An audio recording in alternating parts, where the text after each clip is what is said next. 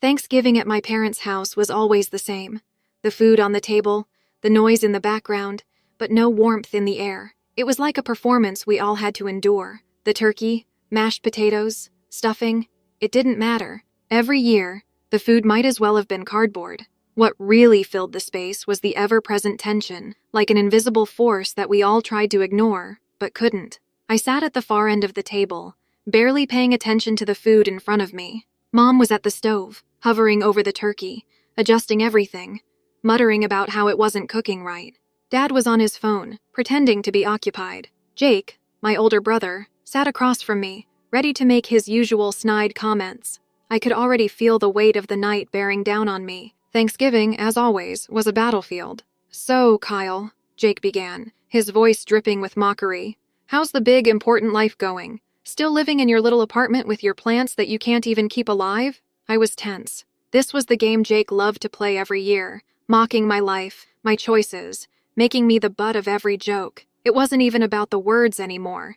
It was about the way he said them, like he had to prove, once again, that he was the successful one and I was the screw-up. "You know," Jake continued, leaning back in his chair, "you really should try harder. I mean, look at me. I've got a family, a house, a career. What do you have, Kyle?" The words stung, but I'd learnt not to show it, not to let him win. I tried to focus on my plate, to ignore the way my heart was beating faster, but it was impossible. It always felt like I was suffocating around them. I wanted to speak up, to defend myself, but nothing I said ever seemed to make a difference. Mom chimed in from the kitchen, her voice tired and distant, but still judgmental. "Maybe if you helped out more, Kyle, you'd be further along. Look at Jake. He's really got it together." It was like a punch to the gut. Jake always got the praise. He could do no wrong. Meanwhile, I was the one always left to pick up the pieces. I was the one who couldn't quite get it right, no matter how hard I tried. Jake caught my silence and smirked. "What's the matter? Cat got your tongue?" "Jake, knock it off." Emily, my younger sister, spoke up, looking over at him with a tired expression. She always tried to intervene, but it rarely made a difference. She was the peacemaker, always stepping in when things got too heated. But the truth was, I was too far gone to care. "It's fine," I muttered, my voice almost lost in the noise. "It doesn't matter. Jake wasn't done. He was never done." "No, seriously, Kyle. What have you actually done? You never have a plan. You just float around hoping things will fall into place." "Jake, stop." Emily snapped again, her voice sharper now. "Can't we just have one meal without you dragging him through the mud?" Jake raised an eyebrow. "I'm just having fun. Besides, Kyle's used to it, right? He can take it. He always does." But I was done. I was done with the jokes, the insults, and the constant reminders of how little I was in their eyes. I stood up from the table, my chair scraping loudly against the floor. "I'm done," I said, my voice shaking with anger. "I don't need this." Mom looked up, her eyes wide with surprise, but she didn't say anything. It was always like this. No one ever stepped in when I needed them to. No one defended me. I turned and walked toward the door, my heart pounding. But as I was about to leave, I heard Emily's voice, soft and almost desperate. "Kyle, wait! Please don't go."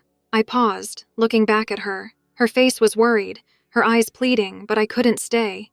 Not in that house. Not in that environment where I was treated like a failure, a joke. "I can't do this anymore," I said, my voice breaking. "I can't." With that, I left. I could hear the muffled voices behind me, the calls from my parents and Jake, but I didn't turn back. I had to get out. I needed space to breathe, to think, to not feel like I was suffocating under the weight of their expectations and judgment. I got in my car and drove, not knowing exactly where I was going but just needing to get away. My hands gripped the wheel, my knuckles white, but I didn't care. I had finally left that suffocating house behind. But as I drove aimlessly, my phone buzzed. A message from Emily. "Kyle, please come back. Something's wrong. Please." I stopped at a red light, my heart pounding again. What now? What had happened? I hesitated for a moment, but something in me told me to go back. Maybe it was the way Emily sounded, genuinely frightened. She needed me, and despite everything, I couldn't leave her behind. I turned the car around and headed back home, unsure of what I'd find waiting for me. But one thing was for sure. I wasn't going to be the same after this Thanksgiving. Whatever happened, things were about to change. I barely had time to park in front of the house before the flood of thoughts hit me. Was I really going to walk back into that house? That battlefield? What could be so urgent that Emily had to ask me to return? The second I stepped inside, the tension hit me like a wall. The house smelt of turkey and cinnamon, but I didn't feel anything familiar. I didn't feel safe. Emily was sitting on the couch, her arms wrapped around herself as if she were trying to protect herself from something. Mom and Dad were nowhere in sight. But Jake was. Of course, Jake was there. He was pacing back and forth in the living room, looking more agitated than I'd ever seen him. His jaw was clenched, eyes dark with frustration. He looked up as I walked in, and the tension only deepened. "What the hell are you doing back here?" Jake snapped, his voice sharp and full of that venom I knew all too well. He didn't even try to hide the disdain he felt for me. I didn't say anything at first. I didn't want to engage, didn't want to let the anger spill over again. But Emily was still sitting there, frozen, watching us both. She was scared, and I could tell she was trying to decide whether she should intervene or not. "Emily told me something was wrong," I said, my voice sounding too calm compared to the storm in my chest. Jake laughed, but there was no humor in it. "Wrong. Nothing's wrong, Kyle. You're the problem, as usual." His words were like daggers, and he made sure to twist them with each syllable. I could feel my fists clenching, but I kept my cool. I wasn't going to let him drag me back into that same familiar game of insults. But Jake wasn't done. He never was. "You know, I thought you'd be better than this by now," he continued, his eyes narrowing. "You're 30 years old, Kyle, and you still can't get your life together. You've got nothing to show for it. You've never had a real job. No girlfriend, no family of your own. What have you done with yourself, huh?" He took a step closer, his voice louder, like he was daring me to argue. "You don't know anything about me," I said, my voice low but firm. "You have no idea what I've been through." Jake scoffed, rolling his eyes. "Oh, please, don't give me that crap. We all know you're the black sheep. You always have been. You've been figuring things out for what, 10 years now? Look at me, Kyle.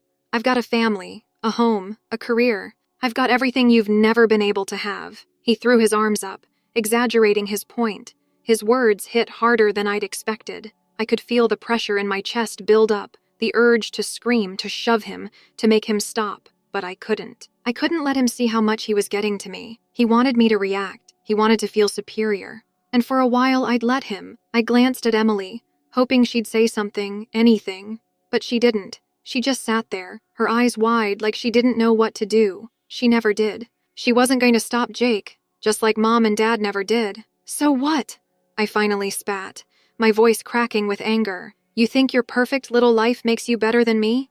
You think you've got it all figured out? I'm sorry, but I'm not going to play your little game anymore, Jake." Jake's face darkened, his eyes narrowing in that way that always made me feel like I was about to be swallowed whole. He took another step forward, practically nose to nose with me now.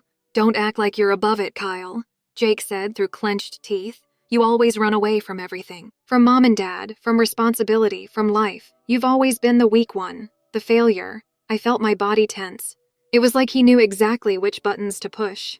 And even worse, he knew I wasn't going to fight back in front of Emily. I always just took it. It was easier that way. "You think I'm weak?" I asked, my voice suddenly colder, harder than I intended. "You think I've just given up? You don't know anything, Jake. You don't know what it's like to feel trapped in a life that doesn't fit. I'm not like you. I never was." I could see the flicker of anger in Jake's eyes, but he didn't back down. Instead, he smirked. "Oh, I know exactly what you are, Kyle.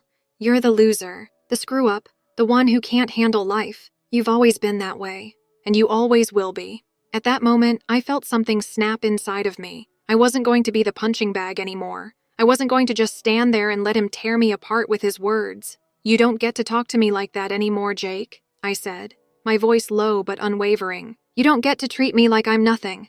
Not today, not ever again." Jake's smirk faltered, and for a split second I saw the fear in his eyes, the realization that I wasn't the weak one anymore. He opened his mouth to say something, but I didn't wait for him. "Get out of my face," I growled, taking a step toward him, not backing down. Jake looked like he was about to snap, like he might throw a punch or something. But instead, he just stood there, fists clenched, his breathing shallow. I turned away from him then, walking towards Emily. She was still sitting on the couch, looking like she didn't know whether to laugh or cry. "Let's go," I said to her softly, my voice steady. "We're leaving." She didn't hesitate. She got up, nodded, and followed me, We didn't say anything more. We didn't need to. The tension in the room was enough. I didn't look back as we walked out. Jake's voice, full of insults and venom, faded as we stepped out of that house. And for the first time in a long time, I felt something other than the weight of their expectations. I felt free. When I walked back into the house, I expected to find the same scene I'd left behind. A family awkwardly trying to pretend nothing had happened, like they always did. But this time, something felt different. The air was thicker, the tension more palpable. I noticed the way Jake stood near the living room, his body tense and his hands clenched at his sides. Mom and Dad were nowhere in sight, and Emily was sitting on the couch looking distraught, her face pale. She didn't waste any time. As soon as she saw me, she jumped up from the couch and ran toward me. Her voice trembled as she spoke. "Kyle, something's wrong. It's bad." "What's going on?" I asked, my pulse racing. I could feel my chest tightening with anxiety. My mind was racing through 1,000 different possibilities, but nothing could have prepared me for what came next. Before Emily could respond, Jake stepped forward. There was something in his eyes, something I hadn't seen before. His usual cocky, dismissive look had been replaced with something darker, something colder. "You're too late," he said, his voice low, almost guttural. "What do you mean, too late?" I demanded, stepping closer. "Where are Mom and Dad?" "What's going on here, Jake?" Jake's lip curled into a sneer, his eyes narrowing. "They're gone. Do you think I'm going to just sit here and pretend everything's okay? You've never cared, Kyle. You've never been part of this family." His words stung, but I could feel that they were just the surface of something deeper, something more toxic. I was done with Jake's games. "Stop with the dramatics. Where are Mom and Dad?" I asked again, my voice shaking but firm. Jake turned away from me, almost like he couldn't bear to look me in the eye anymore. "Gone. Gone, Kyle. They don't even care enough to stop me." I felt my stomach drop. "What the hell does that mean?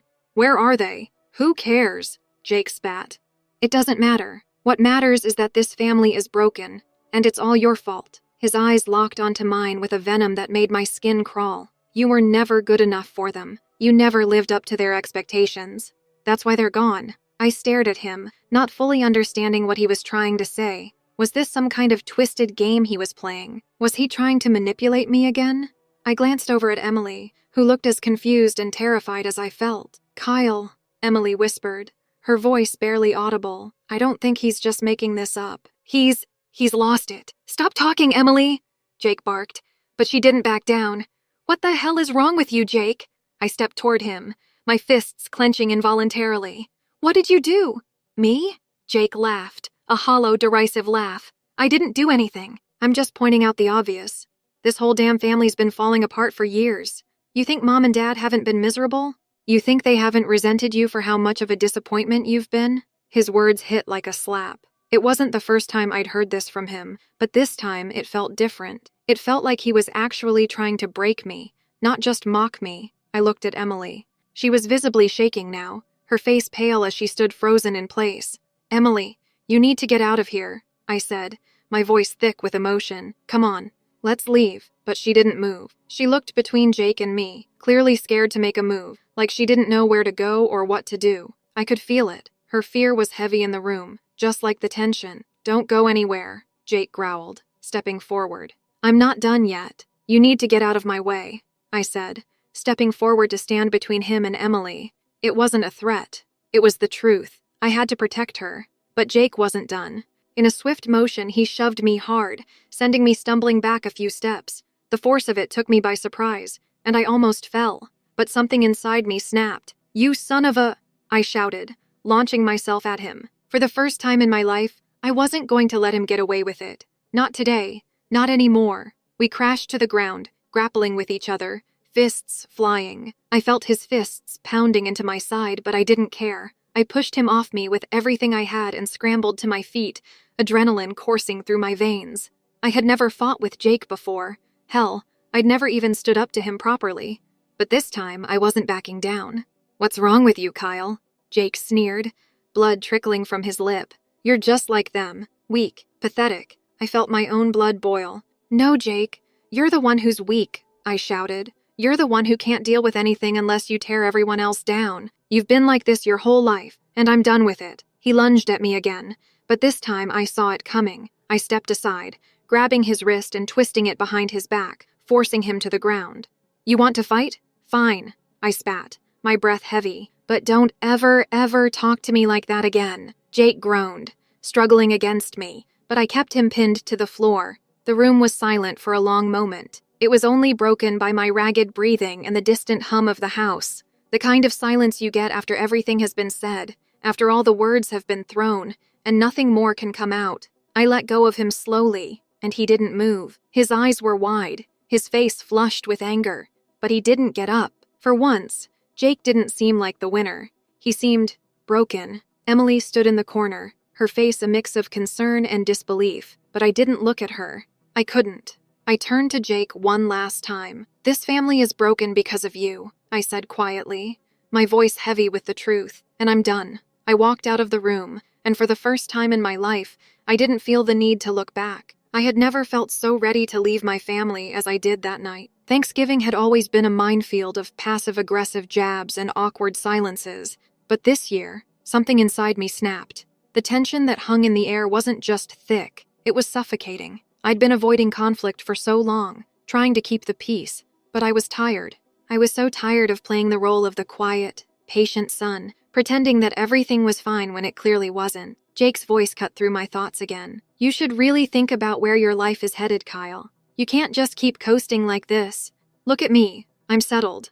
I've got a family, a career. What do you have? A dead-end job and an apartment you can barely afford?"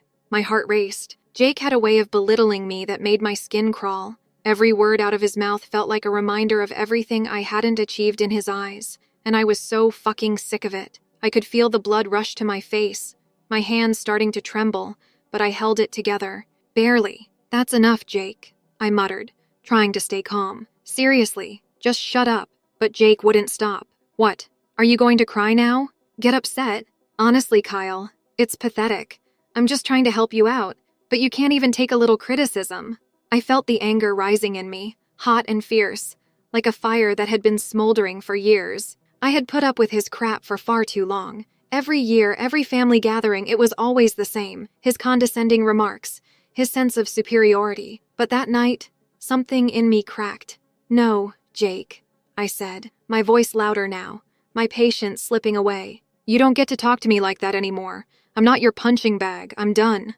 Emily looked at me, her eyes wide with concern, but it wasn't just Jake's words anymore. It was the way our parents sat there, silent. They always let Jake run the show. They let him tear me down without so much as a word of defense. This wasn't just about Jake anymore. It was about everyone. Jake chuckled, his eyes glinting with that familiar mocking gleam. "Oh, come on, Kyle. You know you can't handle it. You're the one with the problem, not me. You always have been."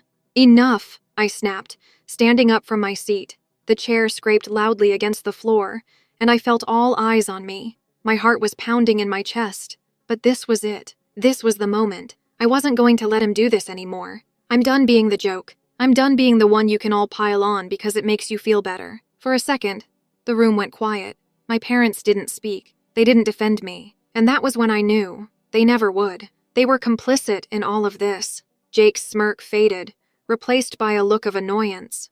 "What? You're just gonna leave? You're pathetic." I didn't even answer. I turned and walked toward the door, my feet moving without thinking, my mind a blur of rage and disbelief. "Kyle, wait." Emily's voice reached me just as I was about to step out into the cold. I turned, feeling my throat tighten. "What is it, Emmy? You see this, don't you? I can't stay here. I can't keep pretending that everything's fine when it's not. Please don't go," she said, her voice trembling. "Something's wrong. Please, just come back inside." My chest tightened. Something's wrong. I could hear the fear in her voice, and no matter how much I wanted to get away from this mess, I couldn't leave her alone in it. Emily was the only one who ever tried to stand up for me, the only one who didn't treat me like I was invisible. I hesitated for a moment, torn between the need to escape and the pull of responsibility. I couldn't leave her there with Jake and our parents, so, with a deep breath, I turned around and headed back inside. When I stepped through the door, I was hit with an entirely different atmosphere. It wasn't the usual tension. It was darker, more charged, like the air before a storm. Emily was standing near the hallway, her eyes wide, her hands wringing together nervously. And Jake was there too, pacing back and forth like he was on edge. "What's going on?" I asked, my voice suddenly small in comparison to the situation. Jake turned to me, his face twisted in something between anger and panic. You're the problem, Kyle. You're the reason this family is so screwed up. You think I'm the one ruining everything, but you don't get it. You are. My chest tightened at his words. But before I could respond, Emily stepped in between us, her voice shaking. Please, just stop. This isn't helping. We need to figure this out. Jake pushed past her, his face twisted with rage. It's too late for that, Emmy. It's too late for any of us. I felt the weight of his words, but they didn't faze me. Not anymore. What are you talking about, Jake? What happened? Jake looked at me, a wild look in his eyes. Mom and Dad are gone.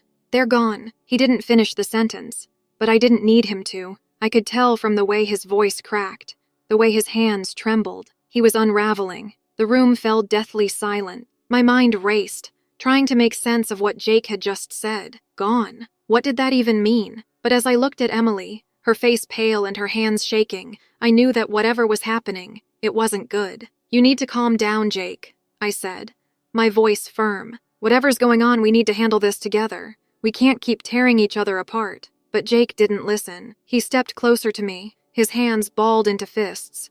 No, Kyle. You're the one who messed everything up. You always have been. And that was it.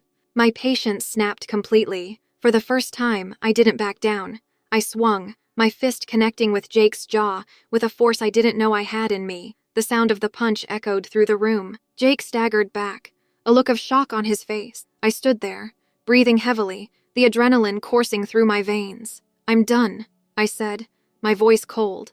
I'm done with you, Jake. Done with all of it. The room was still. No one moved. No one spoke.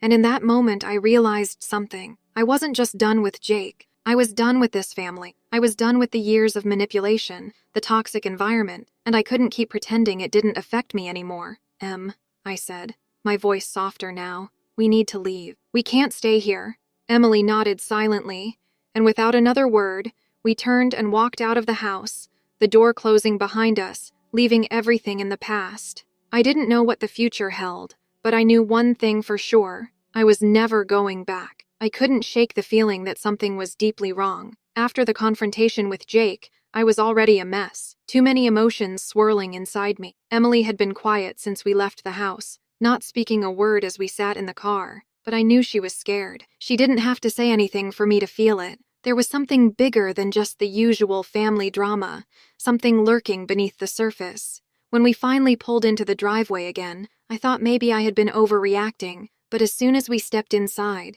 everything felt off. It was like walking into a void. The house, which had always been filled with chaotic noise, was eerily silent. No mom bustling around in the kitchen, no dad watching the game in the living room. Just nothing. I looked at Emily, who was standing next to me, her face pale. She had the same unease in her eyes that I did. Something was wrong, and I couldn't shake the growing dread in my stomach. Emily, where are they? I asked, my voice quiet but urgent. She shook her head slowly, her eyes darting around the empty living room. I don't know, Kyle. I thought maybe they were upstairs or in the backyard, but I don't know. I'm scared. Her voice trembled, and my heart sank. This wasn't just a family argument anymore. This felt bigger, worse. Just then, I heard the sound of footsteps from the hallway, and Jake appeared, looking as disheveled as I'd ever seen him. His clothes were wrinkled, his face pale with the kind of anger I knew all too well. But this time, there was something else in his eyes, something darker, more desperate. Jake, where are Mom and Dad? I asked, trying to keep my voice steady, but it cracked in the middle. He glared at me for a moment, his teeth grinding. Then he took a deep breath and muttered, "They're gone." I froze. For a moment, I didn't even know what he meant. Gone? I repeated slowly, as if saying it out loud might help it make sense. What do you mean, gone? Jake's face twisted into something I hadn't seen in a long time. It was a mix of anger, exhaustion, and fear. Gone, Kyle? They left. They fucking left. And it's your fault. I was in shock. I couldn't process his words at first. It didn't make sense. How could they be gone? Was he talking about leaving for a weekend trip? Or had something happened? Did they leave the family? No, that didn't sound right. I turned to Emily, who looked as lost as I felt. She was staring at Jake, wide-eyed, as though she had no idea what he was talking about either. Jake, what the hell are you talking about? I asked, my voice cracking from the panic starting to take hold. Jake let out a bitter laugh, the kind of laugh that sends a chill down your spine. You think this is some kind of joke? He took a step forward, his fists clenched at his sides. You think you can just leave, walk away, and everything will be fine? You think it's your right to give up on this family? On Mom and Dad? They're gone because of you, Kyle. Because you couldn't get your shit together, you couldn't handle the pressure, and they fucking snapped. His words were poison, but there was something about the way he said it that made me shiver. He wasn't just angry, he was unraveling. I could see the cracks forming in him, the control slipping away. The facade of the perfect son, the one who had it all together, was falling apart in front of me. Jake, I said, my voice low, trying to keep the panic in check. What do you mean they're gone? Where did they go?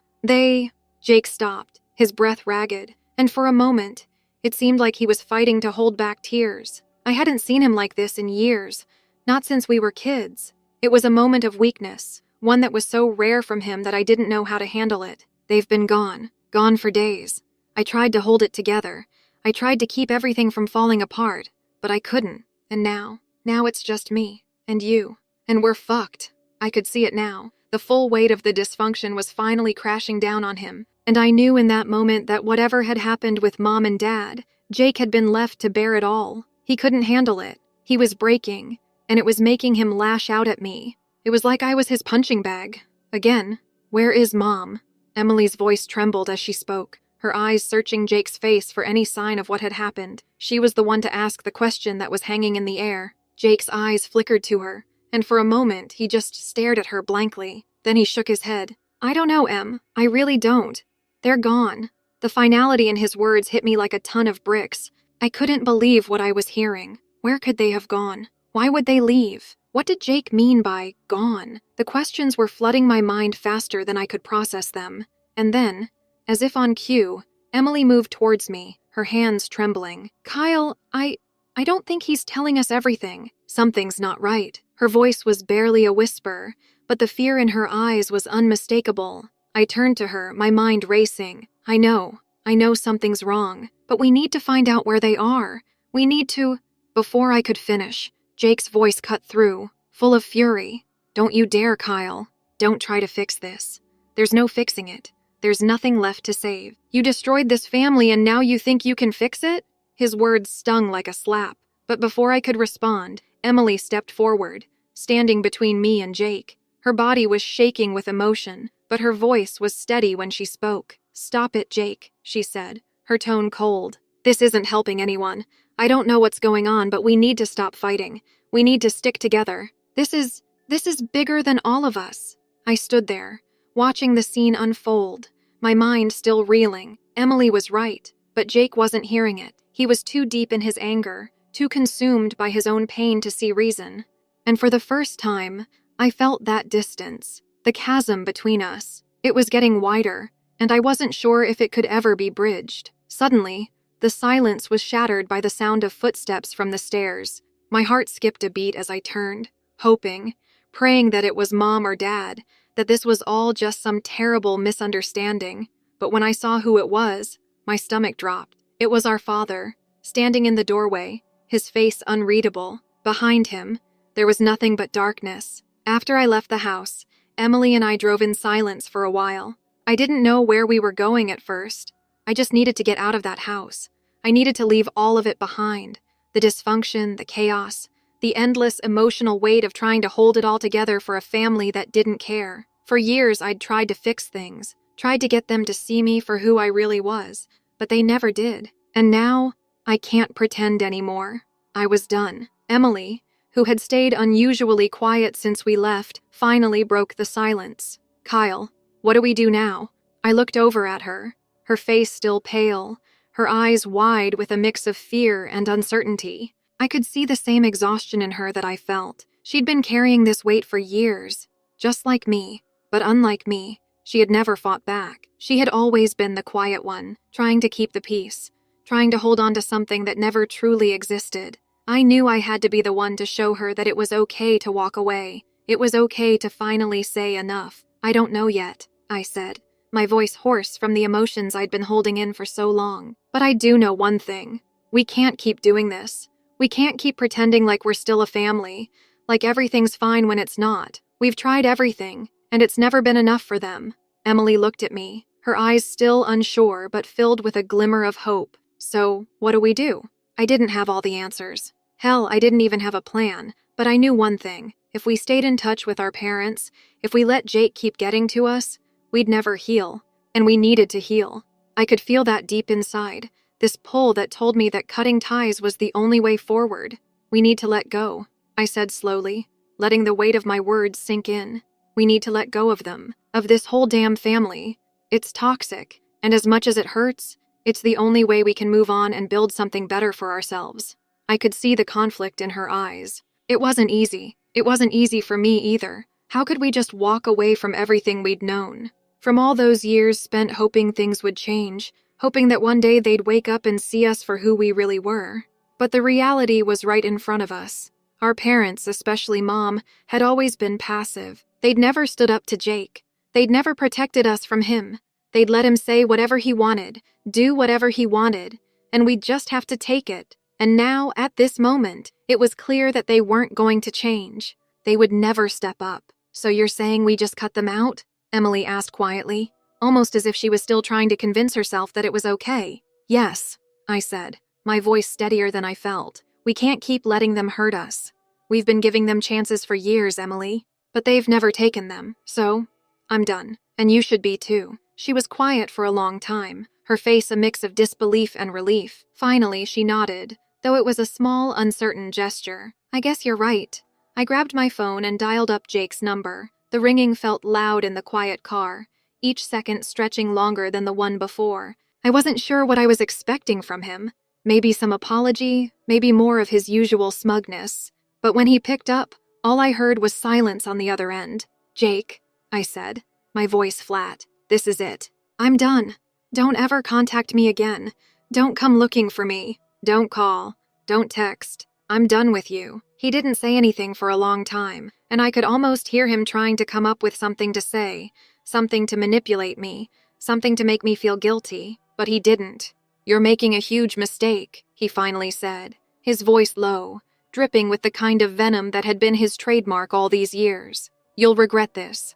I didn't care anymore. His words didn't have the power they once did. No, Jake, you're the one who's going to regret it. You've made your choices. You've destroyed this family. And now, you're the one who's going to live with that. I ended the call before he could say anything else. I didn't need to hear his excuses anymore. Next, I blocked him on everything. Phone, social media, everything. I blocked our parents, too. They had never stood up for me. They had never supported me when I needed them the most. They had always let Jake get away with it, let him tear us down. So now, I was the one drawing the line. I felt a strange sense of freedom wash over me as I pressed block on their names. It was like a weight had been lifted from my shoulders, one I didn't even realize I had been carrying. I wasn't going to be their emotional punching bag anymore. I wasn't going to keep hoping things would change. They hadn't, and they never would. After I finished blocking everyone, I sat back in the seat and closed my eyes for a moment.